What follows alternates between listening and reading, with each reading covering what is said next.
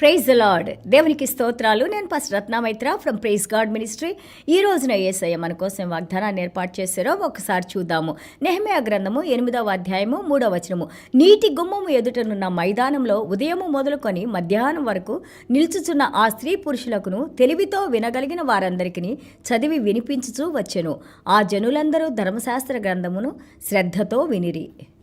Nehemiah chapter 8 verse 3. Then he read from it in the open square that was in front of the water gate from morning until midday before the men and women and those who could understand. And the ears of all people were attentive to the book of the law. దేవునికి స్తోత్రాలు.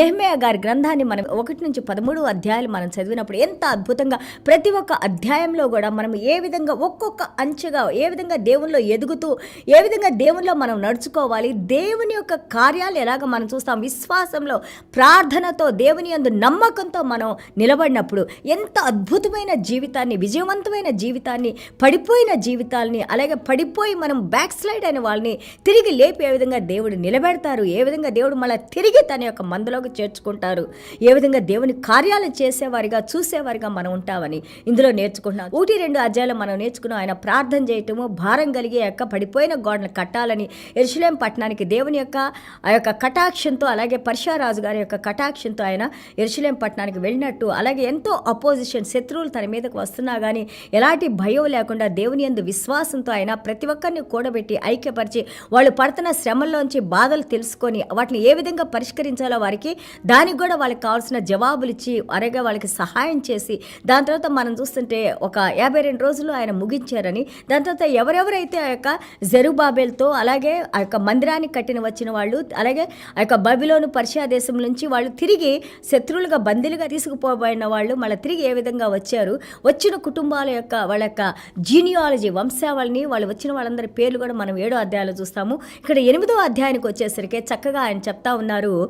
ఆయన కట్టడం మాత్రమే కాదు, గోడల్ని ముగించడం మాత్రమే కాదు, వాళ్ళ సమస్యలు పరిష్కరించడమే కాదు, వాళ్ళని మంచి పద్ధతులు నడిపించడమే కాదు, ఆయన దేవుని వాక్యాన్ని వాటర్ గేట్ అంటేనే నేను మీకు చెప్పాను, దేవుని యొక్క వాక్యమే మనకి ఒక జలాల్లాగా నీళ్లులాగా ఏ విధంగా యొక్క శరీరాన్ని శుభ్రపరిచి మన ప్రతి అవసరాన్ని తీరుస్తూ మన లోపల మనం డీహైడ్రేషన్తో చనిపోకుండా నీళ్లు ఏ విధంగా మనల్ని బ్రతికిస్తూ ఉందో అదేవిధంగా దేవుని వాక్యం కూడా ఆత్మను ప్రతిరోజు మనల్ని జీవింపజేస్తూ ఆత్మలో మనం అనుదినము ఎదగటానికి, జీవించి ఉండటానికి, మనల్ని శుభ్రపరచడానికి, మనల్ని మంచి మార్గంలో తీసుకువెళ్ళడానికి, యేసయ్య యొక్క సన్నిధానాన్ని మనలో ఉంచడానికి, యేసయ్య సన్నిధానంలో మనం నడుచుకుంటానికి, ఆ యేసయ్యలో మనం ఆత్మీయ ఫలాలు ఫలించడానికి, ఫలభరితమైన జీవితాన్ని జీవించడానికి దేవుని వాక్యము, దేవుని వాగ్దానాలు, పరిశుద్ధాత్మ దేవుడు మనకి సహాయం చేసి అనుదినము మనల్ని శుద్ధీకరిస్తూ నడిపిస్తారని మనం వాక్యం గురించి నేర్చుకున్నాము.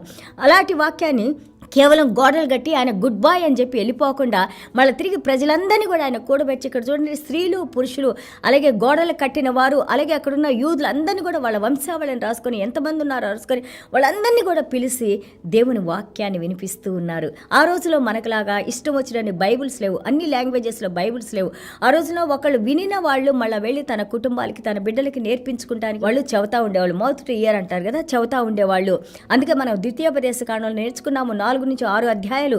దేవాది దేవుడు అంటారు, మీరు విన్న వాటిని, ధర్మశాస్త్రాన్ని బహుజాగ్రత్తగా వాటిని మీరు ఫాలో అవ్వండి. వినిన వాటిని వినడానికి అటెంటివ్గా జాగ్రత్తగా వినటానికి మీరు సిద్ధపాటు అవ్వండి. ఎందుకంటే ఇదిగో పిల్లలకి మీరు చిన్నతనం నుంచే వాళ్ళ నుసుటి మీద బాసికంగా కట్టండి, చేతుల మీద కట్టండి. అలాగే వాళ్ళు బయటకు వెళ్ళేటప్పుడు లోపలికి వచ్చే గుమ్మాలకి, గుమ్మ ద్వారాలకి అనుదినము దేవుని వాక్యాన్ని చెబుతూ ఉండండి. ఎవరైతే వింటా ఉంటారో, ఎవరైతే వినుట ద్వారా విశ్వాసం వస్తుంది, ఆ విశ్వాసంలో మనం ఏం చేస్తాము, యేసయ్య రక్షకుడని మనం నేర్చుకుంటున్నాము. ఆ రక్షణలోకి మనం వచ్చినప్పుడు పరలోక రాజ్య కార్యాలు చూడటానికి, పరలోక రాజ్యానికి వారసులుగా మనం ఉండటానికి ఈ వాక్యం మనకి సహాయం చేసి నడిపిస్తూ ఉంటుంది. కాబట్టి the word of God is our Lord Jesus Christ. మన యేసయ్య ఈ రోజున మనకు వినిపిస్తూ ఉన్నారు. వాళ్ళందరికీ వాక్యాన్ని వినిపిస్తూ ఉన్నారు. ఎలాగ వింటున్నారంట, పొద్దునుంచి మధ్యాహ్నం వరకు ఆ యొక్క వాటర్ గేట్ దగ్గర నీటి గుమ్మం ద్వారా వాళ్ళు కూర్చొని చూడండి how beautifully it is coming. Water gate మనం చూసాము, అక్కడికే ఆ పరిశుద్ధపరిచే నీటి దగ్గరికి ఆ గుమ్మం దగ్గరే కూర్చోబెట్టి వాళ్ళు వింటా ఉన్నప్పుడు ఎవరైతే హృదయాన్ని వాళ్ళు సిద్ధపాటు చేసుకొని వినాలని ఆశ కలిగి ఉన్నారో వాళ్ళందరూ కూడా అండర్స్టాండ్ అవుతుంటా ఉంది. వాళ్ళు వాక్యం వినేటప్పుడు అది అర్థం చేసుకుంటూ ఉన్నారని మనం ఇక్కడ ఉన్న దేవునికి స్తోత్రాలు. చూడండి, 2వ దినవృత్తాంతాలు 34:14 మనం చూస్తుంటే మెనసా అమోను చూసాం. మెనసా అంటే చాలా క్రూరమైన రాజుగా, యూదారాజుగా మనం చూసాము. దాని తర్వాత ఆయన కొడుకు కూడా చాలా క్రూరంగా ఆయన పరిపాలించారని.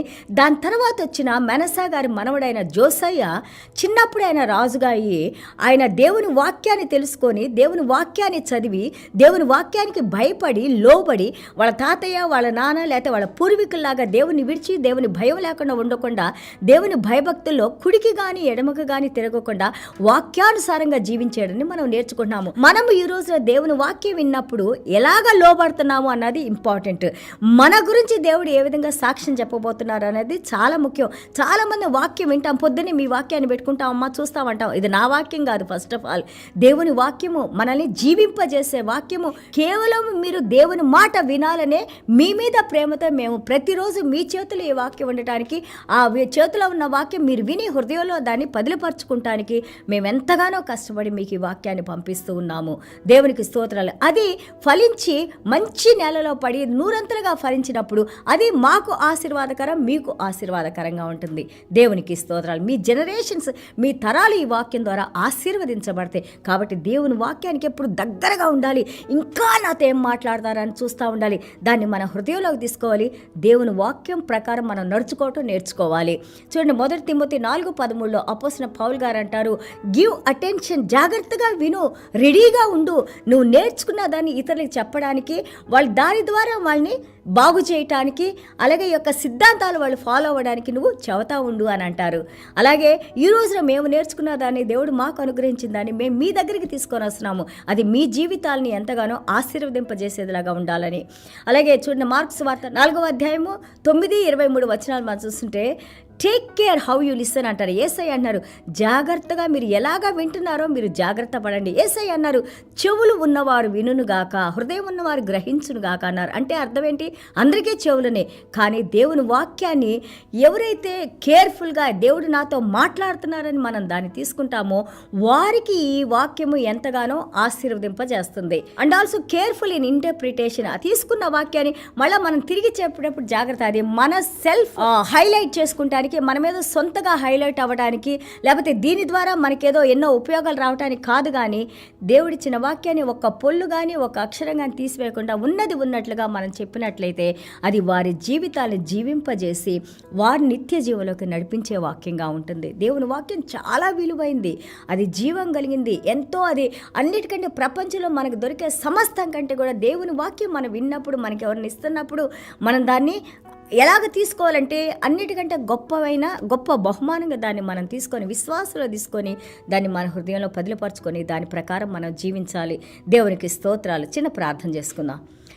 యేసయ్య, మీకు వందనాలు, స్తోత్రాలైనా. మీ వాక్యమే మా జీవం నాయనా ప్రభా. ఆ జీవమే మమ్మల్ని జీవింపజేసిందైనా. మీ వాక్యం ద్వారా మాకు వెలుగునిచ్చిన ఆయన ప్రభా, సంతోషాన్నిచ్చి ప్రతి బంధకాలని బ్రేక్ చేసిన ఆయన ప్రభా, ఈ రోజున అద్భుతంగా మీలో మేము జీవించడానికి, మీ రక్షణలోకి మేము రావడానికి నెహెమయా గారి ద్వారా తండ్రి ప్రభా ఈ వాక్యాలని మీరు మాతో మాట్లాడుతూ మాకు నేర్పిస్తున్నందుకు, మమ్మల్ని ఉత్తేజపరుస్తున్నందుకు, మమ్మల్ని స్పందింపజేస్తున్నందుకు నాయన. అలాగే ఒకవేళ మేము ఎక్కడైనా సరి చేసుకొని నడవాలంటే తండ్రి మాకు ఆ యొక్క మార్గాలు చూపిస్తున్నందుకు పరిశుద్ధాత్మ దేవా మీకు వందనాలు, స్తోత్రాలైనా.